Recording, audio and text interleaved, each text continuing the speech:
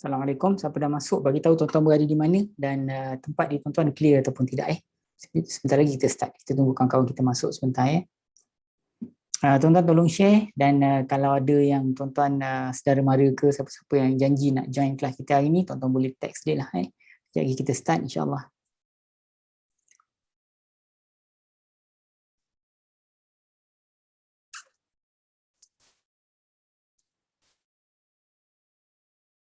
Silakan jemput masuk.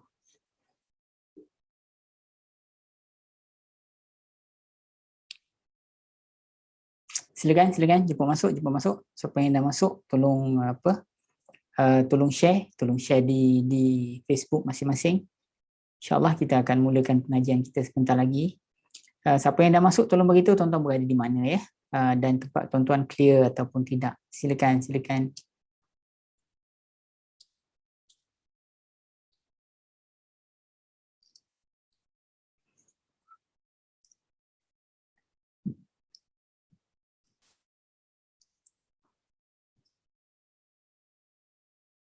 Silakan jemput masuk. InsyaAllah kita akan mulakan sebentar lagi. Silakan tuan-tuan, insyaAllah. Hari ini kita akan bahaskan ayat yang ke-30 daripada surah Yasin. Ayat yang ke-30 dari surah Yasin insyaAllah.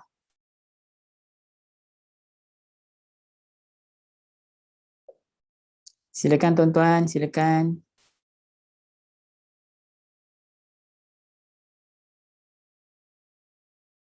Jemput masuk.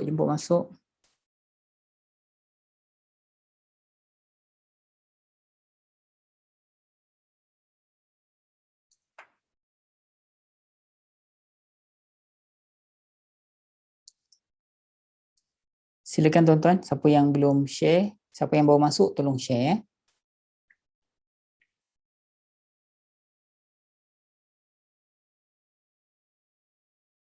Silakan.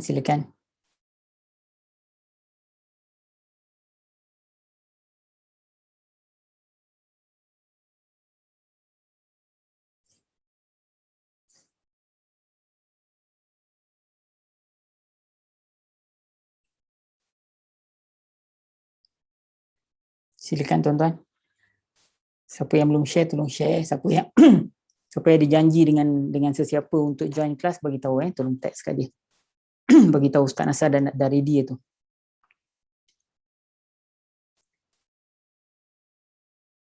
Silakan jemput masuk.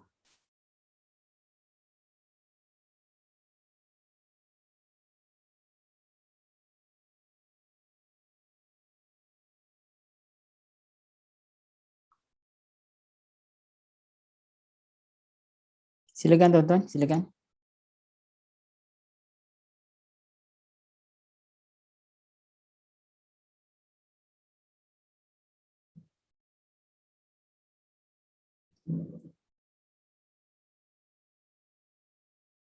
Silakan tuan-tuan.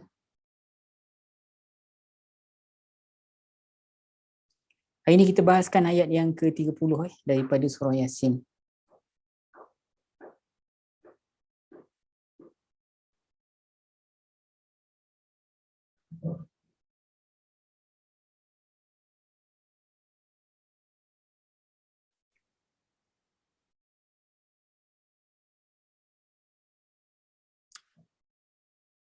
Baik, insyaAllah kita pelan-pelan kita mulakan majlis kita dengan sama-sama membaca ummul kitab iaitu surah Fatihah.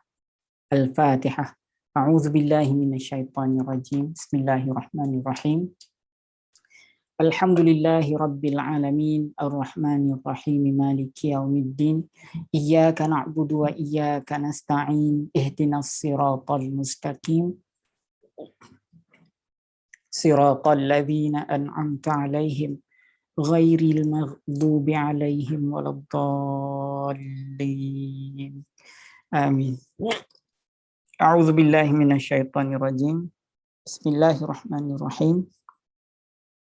Alhamdulillahi rabbil alamin. Assalatu wassalamu ala asyrafil anbiya'i wal mursalin wa ala alihi wa sahbihi ajma'in. اللهم ارحمنا بالقرآن واجعله لنا إماما ونورا وهدى ورحمة.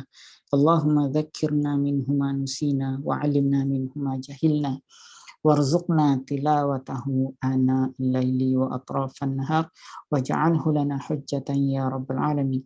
اللهم افتح علينا حكمتك وانشر علينا من خزائن رحمتك يا أرحم الراحمين. اللهم ربنا اشرح لنا صدورنا ويسر أمورنا واحلل عقدة من ألسنتنا يفقه قولنا والحمد لله رب العالمين. Baik tuan-tuan dan puan-puan yang dirahmati Allah sekalian, seperti mana yang saya sebut tadi, insya-Allah hari ini kita akan bahaskan ayat yang nombor 30 ya daripada surah Yasin ya. Saya share dulu ayat dia, kemudian saya baca, tuan-tuan puan-puan semak, nanti kita tengok apa makna dia sebelum kita ambil apa pengajaran daripada ayat ni ya. Baik, ayatnya ialah ayat yang tengah ni ayat 30. Baik, saya baca, tuan-tuan puan-puan semak ya. A'udzubillahi minasyaitonirrajim. Ya hasratan 'alal 'ibad ma ya'tihim min rasulin illa kanu bihi yastahzi'un.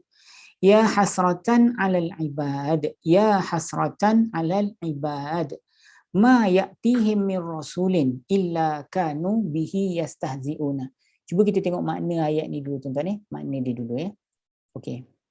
Ya hasratan, ya ni wahai ataupun alangkah ataupun boleh, hasratan penyesalan, alangkah besarnya penyesalan ataupun inilah dia penyesalan alal ibad kepada hamba-hamba kata Allah Subhanahu wa taala. Inilah penyesalan ke atas hamba-hamba. Ma ya'tihim min rasulin, tidaklah datang kepada mereka seorang rasul pun illa kanu bihi yastahziun, melainkan mereka ini terhadap rasul tersebut mereka mengejek-ejek ataupun mereka memperolok-olokkan. Ya tuan-tuan ya. Baik, sekali lagi ya, tuan-tuan dengar dulu ya. Alangkah besarnya penyesalan ke atas hamba-hamba ini. Ini kata Allah kata Allah. Alangkah besarnya penyesalan ke atas hamba-hamba ini. Ma ya'tihim min rasulin, tidak datang kepada mereka seorang rasul pun illa kanu bihi yastahziun, illa kanu bihi yastahziun, melainkan mereka ini terhadap rasul tersebut yastahziuna, mereka memperolok-olokkan. Maknanya apa tuan-tuan? Maknanya ya hasratan alal ibad. Maksudnya Allah sebut dekat dalam ni ya hasratan alal ibad. Alangkah besarnya penyesalan hamba ini. Ni Allah sebut bila Allah Subhanahu wa taala tengok apa yang telah terjadi kepada lelaki tersebut, dia dibunuh dan sebagainya kan. Jadi Allah menyebut dalam konteks ini, alangkah besarnya penyesalan hamba-hamba ini. Ya. Mereka ini bila datang kepada mereka rasul, mereka dustakan. Bila datang kepada mereka rasul, mereka dustakan. Dan ada di kalangan rasul-rasul itu yang dibunuh. Ini memang perangai orang Yahudi tuan-tuan. Memang perangai orang Yahudi. Dia ini cukup suka bunuh rasul dia. Bila rasul tu dia rasa tak sesuai, tak seronok dengan dia, dia bunuh. Sebab dia tahu nanti akan dibangkitkan oleh seorang rasul yang lain. Satu bangsa yang hobi dia bunuh rasul ni, ini memang rare lah tuan-tuan. Kita ni umat Islam, kita ada seorang aja rasul, Rasulullah sallallahu alaihi wasallam, Nabi Muhammad sallallahu alaihi wasallam kan. Betapa para sahabat menjaga dia dan betapa kita memuliakan dia dan ada sampai ialah sayang kepada Rasulullah sallallahu alaihi wasallam yang tak pernah berhenti daripada berselawat ke atas dia dan sebagainya lah tuan-tuan. Jadi kita ada seorang rasul pun kita sayang. Jangan kata nak bunuh, nak sakitkan hati walaupun dia dah meninggal pun kita tak sebut kan. Kadang-kadang benda yang kalau kita sebut, kita tahu dia akan menyakitkan hati rasul pun kita tak buat. Walaupun dia tak dengar, walaupun dia dah wafat lama dah punyalah kita sayangnya kepada rasul tersebut. Tapi orang Yahudi ni tuan-tuan, Bani Israel ni, dia memang hobi dia bunuh rasul. Jadi kalau hari ni dia jadi jahat macam tu pun, tuan-tuan nak tahu tak, Al-Quran tu daripada awal sampai habis kebanyakannya cerita pasal dia orang lah kalau tuan-tuan nak tahu. Jadi memang Allah Subhanahu wa taala suruh kita berhati-hati sungguh dengan Yahudi ni. Tuan-tuan jangan tengok ni cerita dulu-dulu lah, mana ada kena-mengena, kita mana ada kena-mengena dengan Yahudi. Tuan-tuan macam-macam tuan-tuan, sebenarnya kita ni telah dikongkong oleh satu sistem yang kita tak boleh nak keluar daripadanya. Sistem pembelajaran kita, sistem perubatan kita, sistem kenegaraan kita dan sebagainya, semua kita telah didoktrin dengan satu sistem. Dan sistem ni sebenarnya berbeza dengan sistem yang diamalkan oleh para sahabat, para salaf, dan berbeza dengan apa yang telah diamalkan lebih kurang 200 tahun dulu pun dah berbeza dah. Sebab 200 tahun dulu kita masih lagi berada dalam sistem khilafah. Jadi bila kita dikuasai dengan satu sistem pemerintahan yang baru, ada baik dia tapi banyak buruk dia tuan-tuan. So nanti kita bincang pasal benda itulah ya. Kita fokus kepada ayat kita hari ini. Sebelum kita tengok apa yang Allah Subhanahu Wa Taala nak sampaikan pada kita hari ini, kita tengok intisarinya ya, ataupun apa diintipati dalam ayat ni, kita tengok lagi sekali. Ayat ni, ya hasratan alal ibad. Oh, alangkah besarnya penyesalan ke atas hamba-hamba ini, kata Allah. Tidaklah datang kepada mereka seorang rasul, melainkan mereka itu terhadap rasul tersebut mereka mengejek-ejek ataupun mereka memperolok-olokkan. Baik tuan-tuan. Ada banyak benda yang kita boleh ambil dalam konteks saya ni. Ya. Allah berkata, ya hasratan, menyesallah kamu, kata Allah Ta'ala. Ya hasratan alal ibad. Oh, alangkah besarnya penyesalan nanti ke atas hamba-hamba ini. Ya, tuan-tuan dan puan-puan, betapa mulianya kalimat ini, tuan-tuan. Kalimat ini merupakan satu kalimat yang mulia, yang menzahirkan rasa sayang Allah kepada hamba-hamba dia, tuan-tuan. Ya, Allah ni sayang dekat hamba-hamba dia sebenarnya, tuan-tuan. Sebab tu kalau kita buat salah, bila kita kembali kepada Allah, Allah akan terima kita. Ya, Allah akan terima kita, Allah akan sayang kita selepas itu. Sebab Allah cinta kepada orang yang bertaubat ni, tuan-tuan. Ya, Allah sangat cinta kepada orang yang bertaubat, dan orang yang bertaubat ni akan digantikan dosa-dosa yang dilakukan itu dengan pahala ataupun dengan kebaikan. Itu tuan-tuan boleh tengok dalam surah Al-Furqan, ayat yang ke-60 berapa entah. Ya, Allah kata wa yubaddilu, Allah Ta'ala tukar keburukan yang mereka buat tu kepada hasanat, kepada kebaikan. Okey tuan-tuan, mulia kalimat ni. Allah menzahirkan rasa sayang dia kepada hamba-hamba dia. Baik, tuan-tuan dan puan-puan yang dirahmati Allah sekalian, Allah Subhanahu Wa Taala ni dalam konteks ayat ni, dia lahirkan kata-kata oh alangkah besarnya penyesalan tu sebab apa, tuan-tuan? Sebabnya ialah Allah Subhanahu Wa Taala ni mengetahui sungguh apa sebenarnya yang akan diterima oleh hamba-hamba ni nanti di hari kiamat. Yang main. Allah Subhanahu Wa Taala ni dia tahu apakah balasan yang akan diterima oleh orang-orang yang menolak para rasul ini, orang yang membunuh lelaki yang membawa risalah Allah itu tadi. Ya, kalau dia tolak, Allah memang tahu sungguh apa yang bakal dihadapi pada hari kiamat nanti. Macam mana Allah tak tahu? Dia yang punya dan dia menentukan segalanya kan. Jadi tentulah dia yang lebih tahu, tuan-tuan. Jadi sebab itulah bila dia nampak hamba-hamba tu melakukan perbuatan tersebut, kemudian mati habis semua sekali dengan satu teriakan, satu pekikan kan. Allah kata memang menyesal sungguhlah dia nanti. Memang menyesal sungguh. Kalau terima kan selesai masalah. Tapi tak terima sampai Allah Subhanahu Wa Taala hantarkan satu pekikan, mati habis semua, memang confirm akan menyesal, tuan-tuan. Baik, sebenarnya kalau dalam sebahagian daripada tafsir yang saya tengok, tuan-tuan, kalimat ini adalah kalimat daripada malaikat, sebahagian daripada tafsir, tapi kebanyakannya saya tengok Allah Subhanahu Wa Taala yang menyebut dia. Tapi sebahagiannya kata malaikat yang kata menyesal sungguhlah hamba ni, kata dia. Selepas dia selepas peristiwa itu terjadi, mungkin selepas daripada kematian mereka, selepas pekikan tu, kemudian malaikat kata menyesallah dia orang ni. Nanti mereka akan menyesal sebab bila dia nampak apakah siksa yang bakal mereka hadapi, ya. Kemudian dalam konteks ayat ni, tuan-tuan, kalau kita tengok ya, Allah Subhanahu Wa Taala tunjukkan pada kita bahawasanya kaum ini pernah didatangkan seseorang untuk memberi pelajaran ataupun memberi petunjuk, betul kan? Tuan-tuan bayangkan ni, mula-mula Allah datangkan 3 orang kan, 3 orang. Ataupun Allah datangkan beberapa orang lah maksudnya, untuk memberi peringatan kepada mereka. Tak nak terima juga. Kalau 3 orang tu bukan hantar serentak kan, mula hantar sebahagian. Kemudian bila dah habis tu, hantar pula satu-satu orang. Allah gerakkan seseorang daripada ujung kampung untuk bagi tahu pada mereka, ikutlah Rasul ini tak minta apa-apa upah pun dari kamu, kata mereka kan. Orang ini pun dibunuh, tuan-tuan. Orang yang datang daripada ujung kampung ini pun dibunuh oleh mereka. Jadi mereka ni, tuan-tuan, Allah Subhanahu Wa Taala nak tunjukkan sebelum proses kepada penghancuran itu terjadi, sebelum Allah hapuskan mereka, Allah tunjukkan bahawasanya selalu petunjuk itu datang. Selalu petunjuk itu hadir. Kalau tuan-tuan tengok dalam konteks kita hari ini, tuan-tuan ni, petunjuk ni datang dengan pelbagai cara. Kadang-kadang petunjuk itu datang dengan cara diturunkannya musibah, ada juga Kalau tuan-tuan tengok macam gempa bumi ataupun tsunami yang melanda kan, berapa ramai orang bertaubat dan insaf pada waktu tersebut. Tuan-tuan tengok Aceh kan, bagaimana Aceh selepas daripada peristiwa tsunami itu Ya, kerajaan Aceh tu dia betul-betul menjaga, kalau tuan-tuan pergi kat sana, tuan-tuan buka aurat, dia ada polis yang menjaga aurat mereka dan sebagainya lah, tuan-tuan. Jadi apa yang saya nak sebut ialah hidayah itu datang dalam pelbagai cara, dalam pelbagai bentuk. Ada yang datang dalam bentuk musibah, ya. Ada yang datang dalam bentuk teks, tuan-tuan. Ada orang dapat hidayah daripada teks WhatsApp, ya, bila orang share kan, ataupun ada kuliah daripada ustaz-ustaz yang bagus, ustaz-ustaz yang banyak ilmu dia, kemudian bila dia bagi ceramah kan, ada yang dipotong-potong pendek, share kan, ada orang dapat hidayah daripada sharing tersebut. Ya, ada orang dapat hidayah dari bermacam cara. Dapat hidayah dari anak sendiri kadang-kadang, anak tu kecil je, tapi sebab ketaatan dia pada Allah, sucinya dia tu, bila pulang, dibawa pulang kata-kata daripada ustaz-ustazah dia contohnya kan.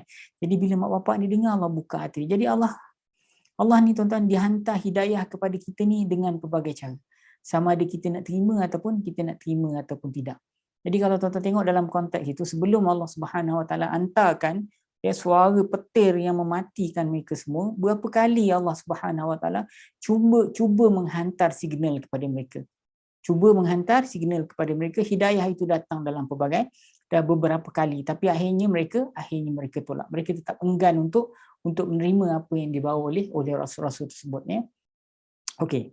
Selain daripada mereka menolak, tuan-tuan, Allah yang marah sungguh. Selain daripada menolak tu Allah marah. Yang kedua ialah mereka tolak tu dengan sombong, tuan-tuan. Mengolok-olokkan dan mereka sombong. Memperolok-olokkan yang automatik akan jadi sombong lah. Memperolok-olokkan tu automatik sombong lah. Ini adalah sesuatu yang menyebabkan Allah Ta'ala jadi murka dalam konteks saya. Ya. Sebenarnya mereka ingin kekal dalam keadaan kebodohan tersebut. Mereka ingin kekal dalam keadaan bodoh tersebut. Yang ini kalau tuan-tuan tengok gambarannya, semasa ayat ni kan turun kepada Rasulullah semasa Rasulullah SAW berada di Mekah. Jadi latar orang-orang jahat dalam konteks saya ini ialah orang kafir Quraisy itulah. Ya, orang kafir Quraisy. Bila Rasulullah SAW datang dengan pelbagai bukti, tuan-tuan, kadang-kadang Allah bantu dengan mukjizat tertentu.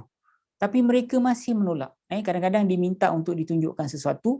Bila Rasulullah tunjukkan perkara tersebut, akhirnya mereka tolak juga, tak nak juga terima. Jadi mereka ni sebenarnya adalah orang-orang yang sombong, dan mereka ni memang mahu berada dalam keadaan jahiliyah tersebut. Mereka mahu berada dalam keadaan jahiliyah tersebut. Mereka mahu berada dalam keadaan kebodohan tersebut. Jadi itu kalau zaman dulu, tuan-tuan, apa connection dia dengan zaman sekarang? Sama juga, tuan-tuan. Sama juga, ya. Kalau kita mengikut seseorang, kita mengikut sesuatu, kita bersama-sama dengan sesuatu kumpulan, dah terbukti salah dan ada orang yang datang membawa dalil-dalil yang benar, tak nak terima juga. Tak nak terima, jadi orang ni menyesallah nanti ke atas mereka, tuan-tuan. Dan paling parah sekali kalau mereka menolaknya dengan sombong. Yang itu Allah Subhanahu Wa Taala yang paling marah sekali, tuan-tuan. Ya. Okay, Allah Subhanahu Wa Taala sebenarnya dia menutup perkara gaib. Dia menjadikan manusia, ya, kemudian diciptakan kematian. Jadi Allah Subhanahu Wa Taala ni menutup apa yang bakal diterima oleh orang yang telah mati. Jadi itu antara sebab kenapa manusia ini ingkar dengan perintah Allah. Cuba kalau tuan-tuan bayangkan, semua orang boleh tengok bagaimana orang dalam kubur tu kena seksa. Cuba tuan-tuan bayang, kita lalu kat kubur, kita nampak macam mana kat bawah tu, macam mana malaikat ni, macam mana ular kepit dia sampai sampai bersusun tulang rusuk, tuan-tuan. Agak-agak tuan-tuan berani tak orang nak tinggalkan solat? Saya tanya tuan-tuan. Allah gambarkan neraka tu macam mana rupa dia. Agak-agak ada tak orang berani nak tinggal solat, tuan-tuan? Saya ingat, bukan kata tuan-tuan, saya sendiri pun kita tak buatlah video ni, tuan. Kita duduk kat atas ketika semayang, kita sujud je sampai mati, tuan-tuan. Takut, Kalau lah anda kata, tuan-tuan, Allah Ta'ala tu zahirkan muka bidadari. Pak Ji senyum, suka, Kalaulah Allah Subhanahu Wa Taala zahirkan rupa bidadari tu, tuan-tuan, agak-agak kita ni, tuan-tuan, nak ke kita tinggalkan solat? Kita tak sabar rindu dengan syurga, tuan-tuan. Ya, makcik-makcik Allah Ta'ala zahirkan, dengan wildanum mukhalladun, kan. Allah Ta'ala zahirkan orang-orang muda yang kacak-kacak, yang tampan-tampan, kan, yang berkeliling, dan kenikmatan syurga yang disukai oleh orang perempuan, macam-macam dalam syurga, tuan-tuan. Kalaulah andai kata Allah zahirkan perkara tersebut dia, tentu kita ni takkan pindah, kita takkan beralih, takkan bangun daripada tikar semayang, tuan-tuan. Dan malam-malam pun kita percaya semua orang tak nak tidur, tuan-tuan. Ini tuan-tuan boleh gambarkan macam orang yang nak kena hukum gantung lah. Katalah okey, hukuman gantung tu telah ditetapkan, lagi seminggu ke sebulan kamu akan dihukum gantung. Jadi orang yang nak digantung tu takkan tidur, tuan-tuan. Dia takkan tidur. Jadi saya boleh bayangkan seolah-olah kalau kita macam itulah, kalau Allah Ta'ala tunjukkan macam ni rupa neraka, memang kita takut semula. Dan kalau Allah Ta'ala tunjukkan bagaimana kenikmatan syurga, nescaya kita ni, ya Allah, tak tahu nak kata macam mana tuan, mesti seronok. Jadi Allah tutup perkara gaib tersebut. Sebab tu masih ada orang yang ingkar, tuan-tuan. Masih ada orang yang nak tolakkan kebenaran, walaupun dah nampak kebenaran tu dengan nyata, tapi masih jugalah sombong dengan Allah Subhanahu Wa Taala. Jadi Allah Subhanahu Wa Taala ni sebenarnya kan dirahsiakan perkara tersebut ialah untuk tengok siapa di kalangan kita ni yang paling baik sekali amalan dia, yang paling beriman dan paling baik sekali amalan dia, orang itulah yang akan dipilih oleh Allah Azza wa Jalla.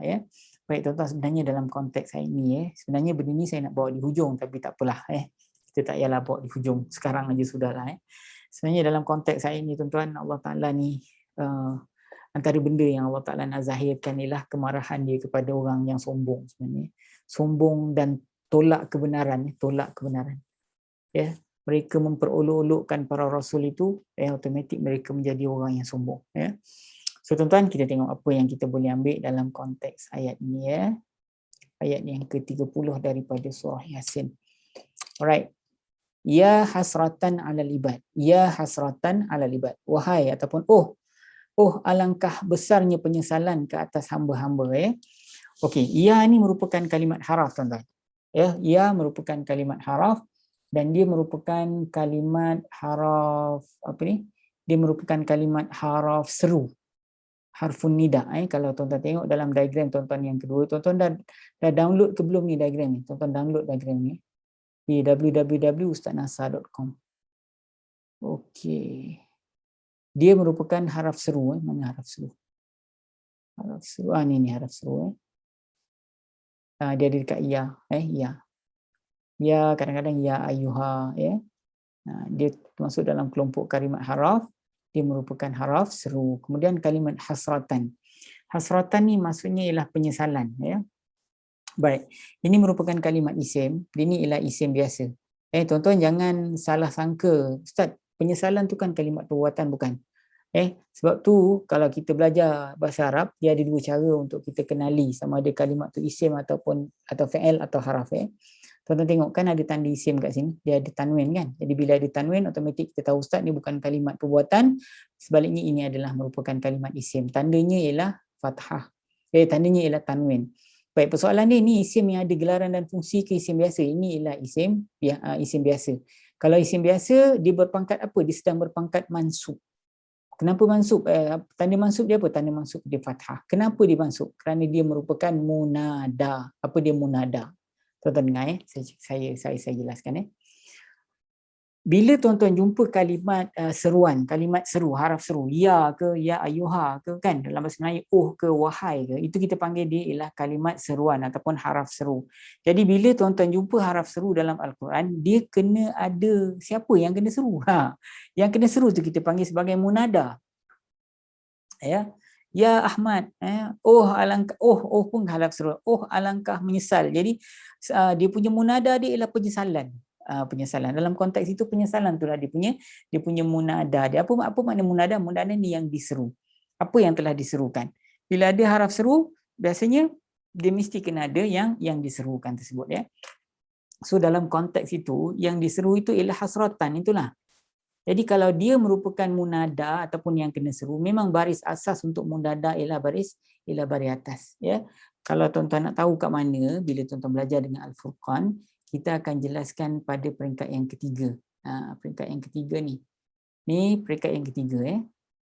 Alright. Peringkat yang ketiga, yang ni pasal isim lah. Pasal isim. So dia baris atas tadi kan, dia berada dalam keadaan mansub. Pangkat dia mansub, kemudian tanda mansub di fathah. Apa penyebab dia? Penyebab dia merupakan dia adalah munada. Mana munada? Penyebab mansub. Munada nombor berapa? Munada nombor 10 apa ni? Tengok nombor 10. Munada ni yang kena seru. Jadi secara basic dia, Kalimat munada ataupun kalimat yang diseru, dia memang akan berbaris, dia memang akan berbaris atas. Jadi kalau ditanya Ustaz, kenapa hasratan ni dia baris atas, kenapa tak baca hasratun ataupun hasratin? Kerana dia merupakan munada. Munada artinya yang diseru ataupun yang kena seru. Inilah haraf seru dia, tuan-tuan. Ya. Kalau haraf seru, gelaran dia merupakan haraf seru, fungsi dia apa? Fungsi dia ialah menyeru lah. Itu maksud dia. Sebab tu terjemah ni ke, hai ke, wahai ke, macam tu. Okay, ala merupakan kalimat haraf, dia merupakan haraf jar, tuan-tuan. Jadi haraf jar ni kerja dia membaris bawahkan kalimat isim yang selepas dia. Ini tuan-tuan selalu jumpa kan. Jadi kalau ditanya Ustaz, kalimat al-ibad, al-ibadi tu kenapa dibaca dengan baris bawah Ustaz? Kenapa tak baca dengan al-ibadah ataupun al-ibadu? Boleh sebenarnya. Boleh, tapi dalam ayat lain lah. Yang ini kenapa baca ibadi? Jawapannya kerana dia mendapat pangkat baris bawah, pangkat majrur. Tanda majrur dia ialah kasrah baris bawah kerana sebelumnya ada haraf jar. Haraf jar inilah yang kerja dia membaris bawahkan kalimat isim yang selepas dia, tuan-tuan. Itu maksud dia. Ini merupakan kalimat jamak, tuan-tuan, ni sebab tu hamba-hamba. Tapi ni bukan jamak yang ikut kaedah, dia bukan jamak taksir, tuan-tuan. Di jamak ni ada dua tau. Satu jamak taksir, satu jamak salim. Tuan-tuan dengar sini saya sebut ni. Ini saya nak jelaskan pada tuan-tuan ni. Dia kalau kalimat tu kalimat plural, kalimat jamak ataupun banyak, banyak, jamak, plural tu samalah. Jadi kalimat-kalimat plural dalam bahasa Arab ni, tuan-tuan, untuk kalimat isim lah, untuk kalimat isim dia ada dua jenis sebenarnya. Jenis yang pertama ialah kalimat jamak yang ikut kaedah yang telah ditetapkan dalam bahasa Arab. Tapi ada satu lagi jamak yang dia tidak ikut kaedah yang ditetapkan dalam bahasa Arab. Dia yang telah ditetapkan lah, tidak diikut, dia tak ikut maknanya tak ada kaedah yang tetap. Apa contoh dia, tuan-tuan dengar Kalau kalimat-kalimat jamak yang ikut kaedah ni, kita panggil dia jamak salim tau. Jamak salim. Kalau muzakkar, jamak muzakkar salim lah. Kalau muannas, jamak muannas salim lah. So, jamak muzakkar salim, kita ambil muzakkar salim. Dia penambahan dia yang standard, yang ditetapkan dalam ilmu nahwu bahasa Arab. Kalau penambahan hujung dia mesti kena ada ina ataupun una. Contohnya kalau kalimah seorang lelaki Islam, seorang itu kalau singular, kalau dia plural sama ada muslimina atau muslimuna. Kalau kafir, seorang lelaki kafir, kalau jamak dia kafirina atau kafiruna. Kalau saim, seorang lelaki yang berpuasa, kalau jamak dia saimina ataupun saimuna. Itu jamak yang ikut kaedah ina una. Tapi ada juga jamak tapi dia tidak ikut kaedah, tuan-tuan. Dia tidak ikut kaedah. Apa contoh dia? Contohnya macam kalau seorang lelaki Islam, kalau seorang lelaki yang pandai, dipanggil al-alimu, alim kan, dia seorang yang alim. Maknanya alim ni maknanya lelaki yang pandai lah. Tapi kalau orang-orang alim, saya menampak orang-orang alim di situ. Jadi orang-orang alim tu ramai kan. Jadi daripada al-alim dia jadi al-ulama. Al-ulama. Nampak? Al-ulama. Mana ada ina una kat ujung? Mana kita sebut alimina, alimuna, tak ada. Kita panggil al-ulama, tu jamak ni. Ataupun contoh lain, tuan-tuan ni, seorang lelaki kita panggil rajul. Seorang lelaki kita panggil rajul. Kalau ramai, kalau plural kita panggil rijal. Rajul jadi rijal. Jadi itu jamak juga tau. Rijal tu jamak juga, tapi dia bukan jamak yang ikut kaedah ina una. Itu kita panggil dia jamak taksir. Jamak taksir. Dan kalau tuan-tuan belajar dengan Al-Furqan, kalau jamak taksir, tuan-tuan dah share ke belum ni? Kalau belum share sekarang, please. Saya bagi time tuan-tuan share di Facebook masing-masing kita punya program ni. Mudah-mudahan ramai yang dapat manfaat, tuan-tuan. Sila share. Dia, tuan-tuan, jamak taksir ni sebenarnya ada dua jenis. Kadang-kadang jamak taksir yang membawa maksud manusia, orang lah. Kadang jamak taksir yang membawa maksud sesuatu yang bukan orang ataupun bukan manusia. Contoh dia apa? Okey, yang bawa maksud perempuan yang bawa maksud manusia yang saya jelaskan tadi itulah. Contohnya al-ulama, kan orang kan? Ulama orang kan? Ataupun ar-rijal, lelaki, orang kan? Tapi kalau jamak taksir yang bukan orang ni macam kitab. Kitab, kalau satu kitab kita panggil kitab lah. Kalau plural dia kutub. Kitab jadi kutub. Mana ada kitabina, kitabuna, tak ada tambah ina, una, tak ada. Daripada kitab jadi kutub. Ataupun masjid jadi masajid. Masajid. Mana masajid ialah masjid. Kalau sebiji masjid, kalau jamak masajid. Kalau sebiji kitab, kalau jamak dia kutub. Jadi itu kita panggil jamak taksir, dan itu jamak taksir yang bukan orang. So tuan-tuan, jamak taksir ada dua jenis. Satu jamak taksir yang membawa maksud orang ataupun manusia macam ulama dengan rijal tadi. Yang kedua ialah jamak taksir yang bukan orang. Contoh di kitab dengan masjid, kutub, kitab-kitab maknanya kutub, ataupun masajid maknanya masjid-masjid. So yang tuan-tuan jumpa dekat sini, ini jamak taksir, dia tak ada ina una dekat ujung. Al-ibadi tak ni. Al-ibadi nampak ni. Dia tak ada ina una kat ujung, nampak? Tapi dia jamak kan? Jadi jamak taksir. Tapi hamba-hamba ni tuan-tuan, dia ni jamak taksir orang ke atau bukan orang? Tu jawab. Hamba-hamba ni. Orang kan? Ni jamak taksir orang. Tuan-tuan kalau belajar dengan Al-Furqan, kita akan ajar dengan lebih perinci dengan benda ni. Kat mana nak belajar? Okey, ada yang tanya itu. Nak belajar, tuan-tuan pergi type saya berminat dan hantar ke 019-511-9000. 511-9000. 019. Tuan-tuan type saya berminat. Nanti admin akan bantu tuan-tuan. Alright, kita sambung tuan-tuan. Ma ya'tihim min rasulin. Ma tidaklah, ni haraf, dia haraf nafi. Ya'ti ia datang. Ya'ti ia datang. Ini merupakan kalimat fi'il, iaitu fi'il mudhari'. Fi'il mudhari'. Fi'il mudhari' tuan-tuan. Okey, fi'il mudhari' ini tuan-tuan, kalau tuan-tuan belajar pada peringkat yang ketiga, fi'il mudhari' asalnya dia berbaris depan. Tapi fi'il mudhari' ini dia tidak berbaris depan. Sebab apa? Sebab ujungnya ada haraf illah ya. Jadi kalau fi'il mudhari' yang hujung dia ada haraf illah ya, ya itulah yang menjadi tanda dia, tanda marfu' dia ataupun tanda baris depan dia. Kebanyakan dari kalimat fi'il mudhari' dia kena baris depan kat ujung, tapi yang ini tidak. Kenapa? Ada beberapa sebab. Tuan-tuan masuk kelas Al-Furqan, benda tu kita akan bahaskan dengan detail. Sekarang ni kalau saya jelaskan nanti tuan-tuan pening. Sebab tu pelajaran peringkat ketiga. Ada banyak benda yang tuan-tuan kena lalu dulu. Okay, sekarang ni home ni merupakan kalimat isim. Dia isim ganti nama diri. Dia merupakan maf'ulun bih kepada ia datang kepada mereka. Dia ni datang kepada orang ni, kepada mereka ni. Jadi mereka ni dia rujuk pada siapa tuan-tuan? Tidaklah ia datang kepada mereka daripada seorang rasul kan, daripada seorang rasul pun, melainkan mereka memperolok-olokkannya. So mereka ni dia rujuk kepada ibad ni tuan-tuan. Him ni rujuk kepada hamba-hamba Allah yang menyesal tu.